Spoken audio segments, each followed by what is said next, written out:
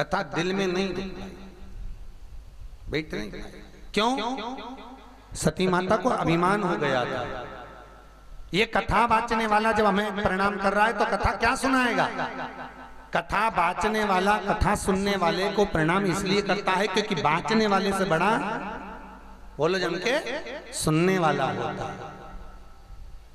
और सुनने वाला वैसे भी बड़ा होता है क्योंकि जमीन पे बैठता है, तो जिसके पास जमीन होती वो जमींदार। कथा बाचने वाला चार पाए की चौकी पे बैठे इसलिए बापड़ा चौकीदार।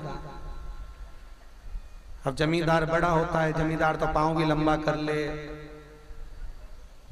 जेब में से निकाल के फाँक भी ले, और चौकीदार तो बेचारा 3 घंटे तक एक जैसा फंसा फंसाया बैठा, जब तक पूरी कथा नहीं हो जाए उठ ही नहीं सके। तो तुम सब जमींदार को हमारा नमन प्रणाम। अच्छा एक बात मुझे आज तक समझ में नहीं आई, जी और तुम्हारे लिए, इनसे नहीं पूछ रहा हूं मैं, तुम सब बताना कि ब्यूटी पार्लर में माताएं 2 घंटे तक एक जैसी कुर्सी पे ऐसी पोत के ककड़ी धर के बैठी रहे,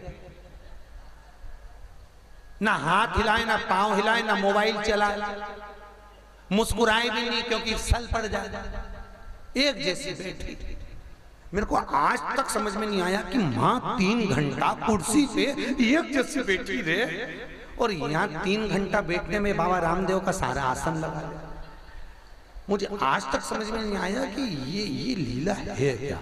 पार्लर वो भी है, पार्लर ये भी है, उसमें बाहर का श्रृंगार होता है जिससे पति रीत जाता है, ये वो पार्लर है जिसमें आत्मा का श्रृंगार होता है, परमात्मा रीत जाता है, पार्लर तो ये भी है। पर समझ में नहीं आता, कोई पाँव लंबा करे, कोई डिजाइन में बैठे, कोई थोड़ी थोड़ी देर में सारी डिजाइन चेंज कर ले।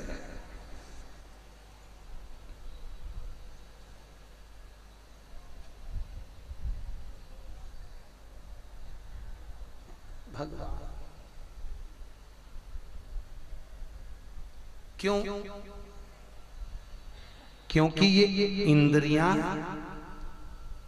बाह्य सुख में सुखी रहती हैं, ये इंद्रियां भीतर के सुख में दुखी रहती है। ये इंद्रियों को परमात्मा की कथा सुनाना बड़ा कठिन, बहुत कठिन।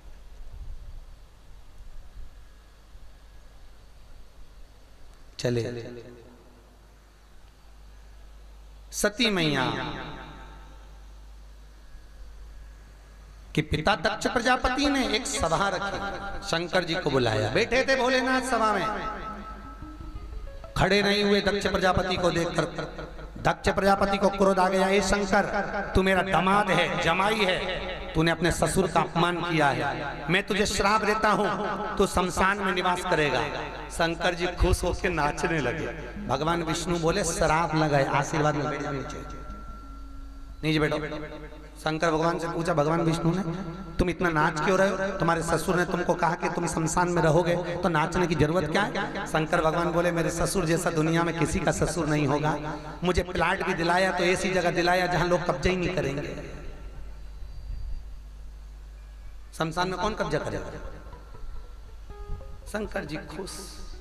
पार्वती की आंख में आंसू आए। एक बार पार्वती ने शंकर जी से पूछा, ये बताओ दुनिया के लोगों के पास इतने अच्छे घरे, भगवान विष्णु बैकुंठ में रहते, ब्रह्मा जी ब्रह्मलोक में रहते, इंद्र इतने अच्छे मंदिर में रहता, और अपन शमशान में अपने से कोई मिलने भी नहीं आएगा।